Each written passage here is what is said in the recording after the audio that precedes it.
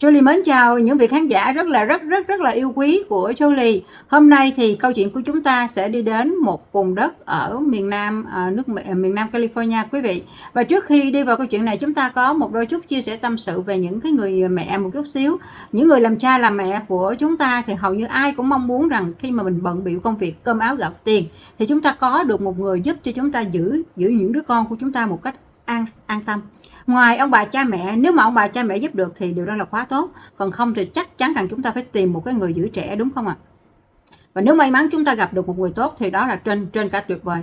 Còn nếu như không may thì sao? Julie nhớ rằng ngày xưa cái đứa con gái của Julie còn nhỏ đó, Julie lúc mà đi làm thì có gửi đứa con gái của mình cho một cái người hàng xóm, cũng cách vài căn nhà thôi. Thì bà hàng xóm đó lúc nào cũng tốt lắm, cũng đi ngang, cũng nựng bé, cũng nói chuyện bé. Và khi mà mình nói là mình muốn tìm một người giữ trẻ thì bà rất là vui lòng để mà nhận giữ cháu. Thì thấy ở hàng xóm mà lúc đó Julie cũng rất là tin tưởng, nên đã nói với bà là một tháng sẽ là bao nhiêu tiền cho cái việc mà giúp con gái của mình một tuần mấy ngày vậy đó, từ sáng cho tới mấy giờ cho tới chiều mấy giờ. Thì khoảng được một tuần 2 tuần thì một ngày mình đang làm việc như vậy thì một cái chị hàng xóm khác chỉ chạy đến, chị nói là bé anh ơi bé anh, cái tên của mình ở Việt Nam ngày xưa kêu là bé anh đó. Bé anh ơi bé anh, con của mày mày gửi cho người ta sao mà để nhỏ khóc hết ngày này tới ngày kia ở ngoài cái hàng rào. Ôi trời, nghe xóm tim đó, mọi người lật đật chạy về, lật đật bỏ công việc chạy về. Thì mình từ xa mình đi tới thì mình nghe tiếng con mình nó khóc thật sự quý vị. Julie là người trải qua cái việc đó. Mình nghe thấy tiếng con mình khóc từ xa quý vị. Và bình thường thì sáng mình đưa, tối mình đón về, cho nên là lúc nào cũng ngọt ngào, cũng con mình cũng thơm tho đẹp đẽ lắm. Nhưng mà đặc biệt là sáng mà chở con mình đi học là nó khóc, chở con mình tới nhà cô đó là nó khóc sùm mà. Nhưng mà mình cứ nghĩ là con chưa có quen. Thật sự lúc đó mình cũng cảm thấy mình rất là áy náy với con mình. Mình thật sự lúc đó mình rất là tệ luôn. Bản thân mình cảm thấy là mình rất là tệ với con mình lúc đó. Thì khi mà mình đi đến gần nhà, mình thấy con mình nó đứng xa xa ngay cái hàng rào mà cái hướng nó ngó về cái nhà của mình. Mà mình nghe tiếng con mình khóc, đau xé lòng quý vị, đau xé lòng. Mình tới nơi là mình mở cổng ra, tại vì cái cổng đó thì không có khóa. Ở Việt Nam cái cổng họ chỉ móc thôi. Mình giận quá, mình mở cổng ra và mình bồng con mình đi về ngay lập tức. Lúc đó cô đó cổ dí theo, là lúc đó là mình thiếu điều là mình muốn đánh cổ luôn á. Nhưng mà mình không có đánh, mình bế con mình về. Thì sau đó mình mới nói chuyện với cổ này kia nọ đó, là chỉ có chuyện là giữ con mình như thế nào. Là sáng mình bế vô thì trước mặt mình là con thương, cháu thương này kia nọ, rồi ăn bánh ăn trái. Nhưng mà mình vừa khuất mặt thì bé đó muốn làm gì làm, bỏ ra ngoài sân muốn làm gì làm, muốn ăn, muốn khóc, muốn bất cứ cái gì làm. Không hề có cái sự là dỗ dành hay là dỗ bé hay là này kia nọ. Những người hàng xóm nói là em bé nó cứ khóc từ sáng cho tới chiều như vậy. Khi mà mình hỏi ra mình biết con bé nó cứ khóc từ sáng cho tới chiều như vậy, bà bỏ đói, bà cũng chẳng có thèm chăm gì hết. Chỉ đợi đến khi mình gần tới trước thì mới bắt đầu đem bé vô là cho ăn uống này kia nọ. Đó là một câu chuyện trước tiên của mình. Còn mọi người, câu chuyện về cái việc mà giữ trẻ, nếu mà mọi người may mắn có những cái người giữ trẻ tốt thì mọi người cũng chia sẻ ở đây. Mà nếu như mọi người gặp những người giữ trẻ không tốt, hoặc giống như những câu chuyện mà được chia sẻ lan tràn trên mạng xã hội về những cái cô bảo mẫu mà làm cho những đứa trẻ ra đi đó, đó rất là đau lòng. Mọi người gửi một cái comment bên dưới và chia sẻ cái ý kiến của mọi người bên dưới cùng với em để chúng ta cùng thảo luận ha.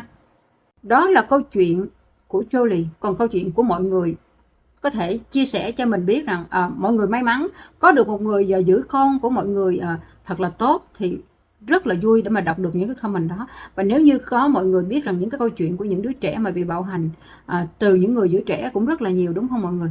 Và nếu như ở đây chúng ta mà biết những cái câu chuyện đó thì chúng ta cùng chia sẻ để chúng ta cùng thảo luận ha. Cảm ơn tất cả mọi người. Giờ đây thì chúng ta sẽ đi vào chi tiết của vụ án ngày hôm nay. Một vùng ngoại ô ở San Marcos, California, vốn được nhiều gia đình lựa chọn làm nơi an cư. Người ta tìm đến nơi này bởi nhịp sống chậm rãi, hàng xóm thì thân thiện và quan trọng nhất, cảm giác an toàn cho con trẻ. Ở đó, phụ huynh vẫn thường tin tưởng gửi gắm con mình cho những người giữ trẻ ở khu phố. Niềm tin ấy tưởng chừng là bình dị, nhưng lại trở thành bi kịch khi cái tên Brittany May Lyon xuất hiện.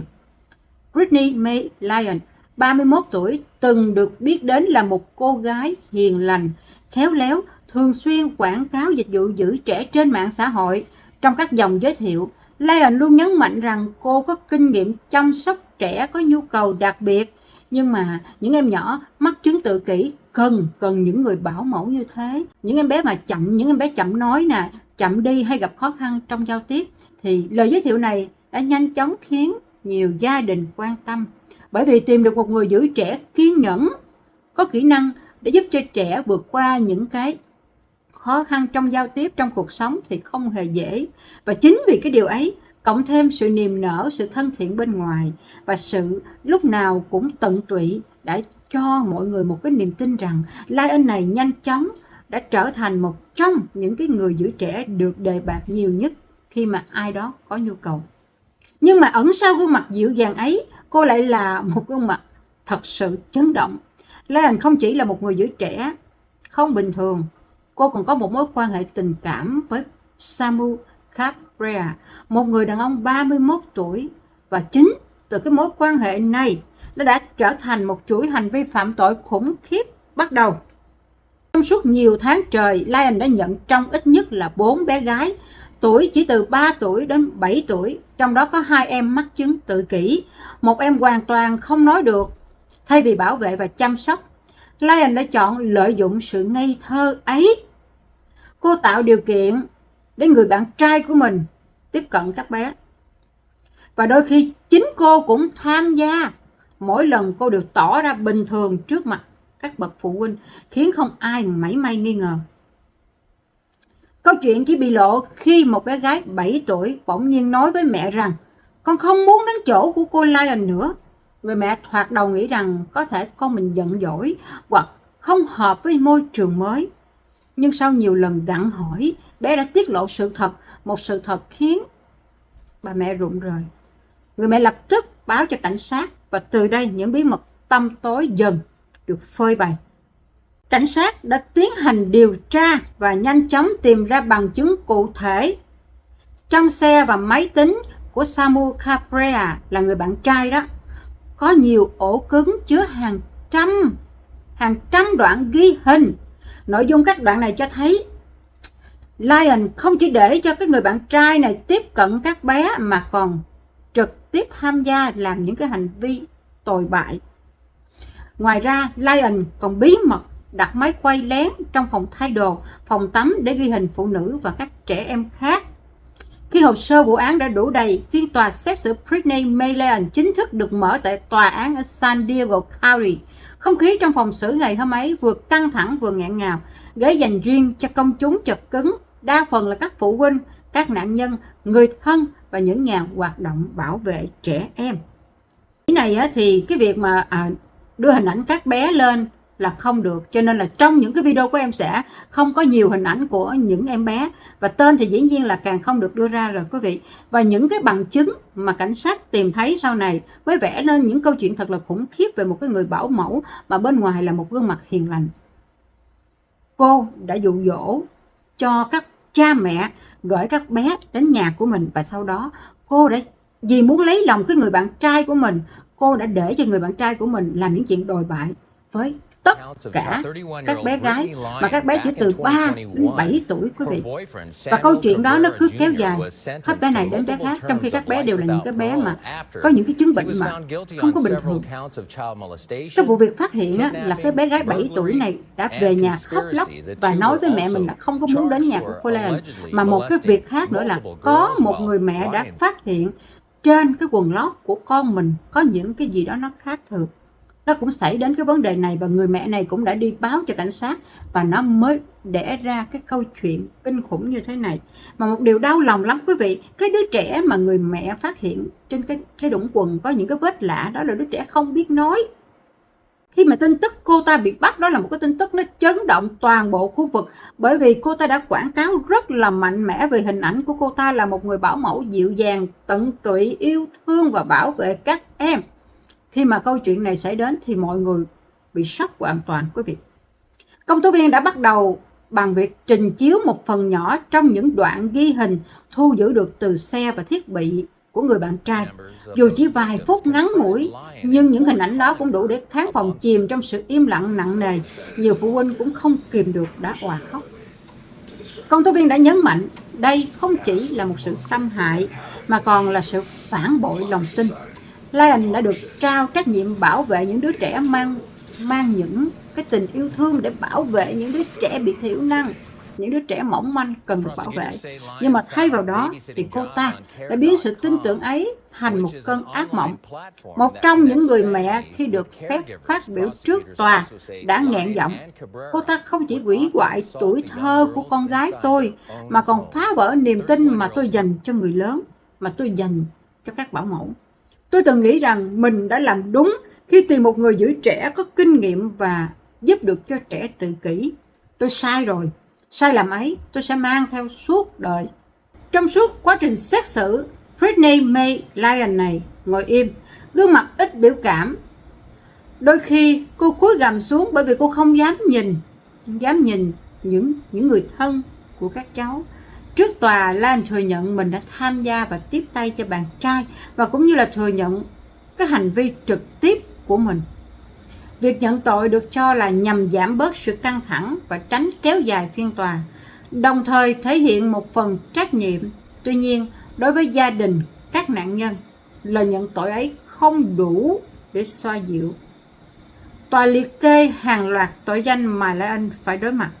2 tội hành vi dâm ô với trẻ em, 2 tội hành vi dâm ô và cưỡng ép, bắt cóc, xâm hại nhiều nạn nhân, quay lén bất hợp pháp. Từng tội danh được công tố viên giải thích chi tiết, gắn liền với bằng chứng cụ thể. Đặc biệt, việc có nhiều nạn nhân trong số đó có các em nhỏ mắc bệnh tự kỷ đã khiến tính chất vụ án trở nên nghiêm trọng hơn. Sau nhiều ngày xét xử, thì tòa đã tuyên phạt Britney May Lyon này 100 năm tù đến chung thân. Bản án này đã được mô tả là một trong những mức án nặng nhất đối với người phạm tội tình dục ở San Diego County. Trong khi đó, bạn trai của cô, Samuel Cabrera, đã bị kết án từ năm 2021 với 8 án chung thân không ân xá. Điều này có nghĩa là người bạn trai này sẽ không bao giờ được trả tự do. Đúng rồi. Lyon tuy phải nhận bản án nặng nề nhưng mà vẫn tồn tại một chi tiết gây tranh cãi. Theo luật hiện hành của California, những phạm nhân trên 50 tuổi có thể được xem xét để xin gọi là elder parole, tức là ân xá dành cho tù nhân lớn tuổi. Nếu điều này áp dụng, Lan có thể được đề nghị xem xét tha tù khi cô bước sang tuổi 50, tức là chỉ sau khoảng 28 năm nữa. Ngay sau khi thẩm phán đọc xong bản án, nhiều gia đình nạn nhân đã bật khóc. Có người gục đầu xuống ghế, có người nắm chặt tay nhau. Một người đã đứng lên nói, 100 năm cũng không đủ. Chúng tôi mất đi sự bình yên. Chúng tôi mất đi sự bình yên trong tâm hồn của con mình. Và sự bình yên ấy sẽ không bao giờ trở lại.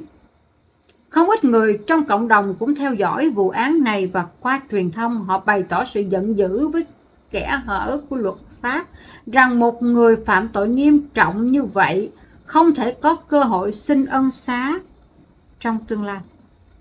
Và từ cái vụ án này đã có một làn sóng rất là mạnh mẽ kêu gọi thay đổi luật. Chính vụ án này đã thổi bùng cuộc tranh luận tại California. Các nhà lập pháp nhanh chóng đưa ra dự luật Senate Bill 286 và Assembly Bill 47 với mục tiêu loại bỏ quyền xin ân xá cho những người phạm tội tình dục nghiêm trọng. Nếu hai dự luật này được thông qua, Lyon sẽ không còn cơ hội nào khác ngoài việc chấp hành trọn vẹn án tù trong tù. Đại diện văn phòng công tố viên của San Diego đã phát biểu, chúng tôi sẽ làm mọi cách để những người gây hại cho trẻ em không thể quay lại cộng đồng. Niềm tin của phụ nữ cần được bảo vệ bằng luật pháp và nghiêm minh. Phiên tòa không chỉ là nơi Lyon phải đối diện với bản án mà còn là nơi bộc lộ nỗi đau của gia đình, sự giận dữ của dư luận và những lỗ hổng trong luật pháp. Bản án 100 năm tù nặng nề nhưng vẫn để lại một câu hỏi rằng liệu công lý có thật sự là trọn vẹn hay là chưa. Quá tồi tệ đúng không quý vị? Quá tồi tệ. Cô ta cần cái người đàn ông đó đến mức độ mà cái công việc của mình là một cái công việc cũng rất là thiêng liêng. Vậy mà để lợi dụng cái công việc của mình mà để người bạn trai của mình, cái thằng đàn ông đó là một cái thằng đốn mạc tồi tệ, không biết dùng cái chữ gì để chửi nó thật sự. Cái thằng đó Thật sự em không biết dùng từ gì để chửi nó. Em đã chửi thôi, đốn mẹt, tồi tệ, rồi cái gì nữa em cũng không biết chửi, nhưng mà nó tệ tận cùng tệ mới có thể làm những cái điều như vậy với những đứa trẻ 3 tuổi đến 7 tuổi quý vị. Những đứa trẻ 3 tuổi đến 7 tuổi, chưa kể là đó là những đứa trẻ thiểu năng, có những đứa không nói được nữa.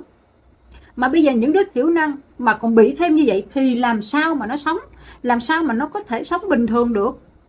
Đây là một cái tội ác quá khủng khiếp. Cho nên cái mức án 100 năm tù dành cho cái người phụ nữ này, người ta vẫn cảm thấy là không đủ. Trước tòa nó có khóc lóc như thế nào, nhìn thấy những hình ảnh nó khóc sưng mặt của nó, nhưng mà những hình ảnh của nó với thằng bạn trai của nó đã làm những cái chuyện đê hèn như vậy thì không có thể nào mà chấp nhận được. Ở bên Mỹ này thì cái chuyện mà đánh người thì rất hiếm khi xảy ra, chứ ở đây mà xảy ra những chuyện khác, em nghĩ là hai cái đứa này nó bị người nhà của mấy đứa trẻ này đánh chết. Thật sự quá mức tưởng tượng cho cái đạo đức của con người. Thật sự không thể nào tưởng tượng. Nó đã để cho thằng bạn trai nó làm chuyện đó, mà nó còn là cái người phụ giúp trực tiếp trong cái chuyện đó, và cả quay phim lại nữa quý vị. Quay phim lại để làm gì? Coi lại những khoảnh khắc đó sao? Tụi này nó quá bệnh hoạn, nó quá khủng khiếp.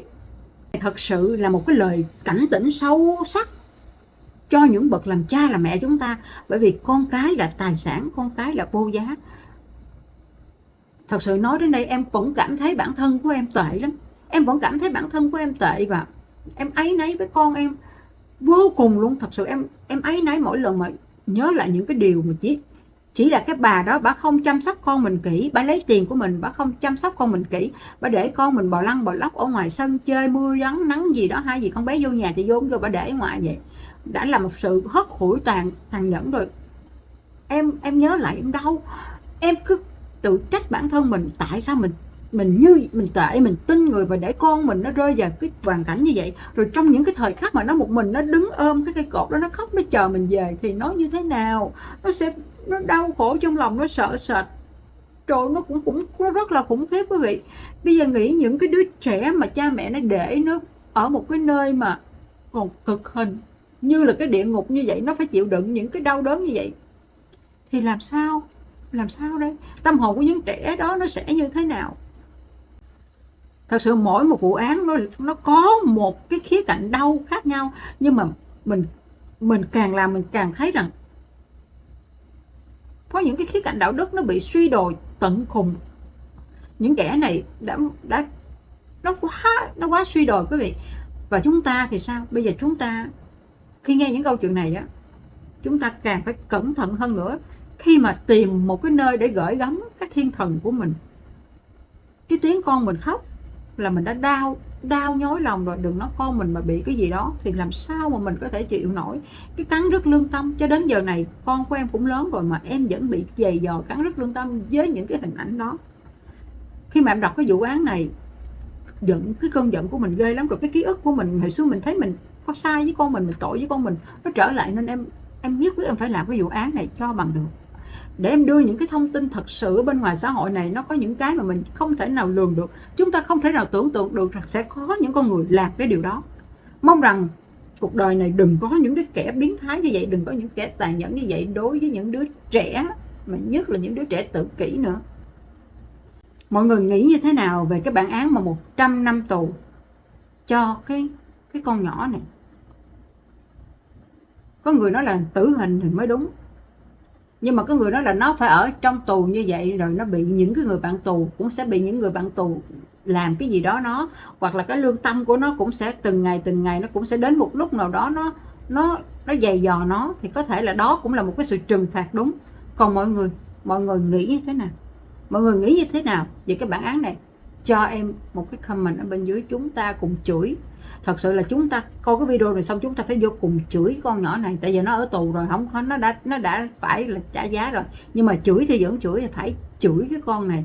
Bởi vì những người làm cha làm mẹ, mà nhất là những người mẹ như mình, phụ nữ như mình, là đụng tới con mình là chết, đụng tới con tôi là chết với tôi. Phải chửi nó. Mọi người chửi ở dưới đi, cái nghĩa mình đừng có chửi những cái từ mà phạm cái luật YouTube mà nó không cho mình làm thôi. Còn chửi, mọi người chửi đi, em vô chửi, em chửi tiếp ở dưới cái comment luôn. Tức lắm, coi kể lại mà tức mắt nó muốn lỏ luôn, lỏ hai mắt ra luôn. Thật sự tụi này nó quá đê hèn. Cảm ơn mọi người tiếp tục cùng nghe những cái câu chuyện mà em đem đến cho mọi người. Em vẫn mong rằng mọi người vẫn sẽ yêu thương em. Và mọi người, nếu mà ai chưa đăng ký và chưa nhấn vào cái chuông đăng ký, mọi người mà đã đăng ký video của em rồi, không đăng ký kênh của em rồi á, mà mọi người chưa có nhấn vào cái chuông thông báo thì mọi người ơi, thương em nha, thương em cho em 2 giây để mà đăng ký và thông báo, nhấn cái nút thông báo, cái đó quan trọng lắm nha mọi người. Rồi giờ đây thì hẹn gặp lại ở video sau nha.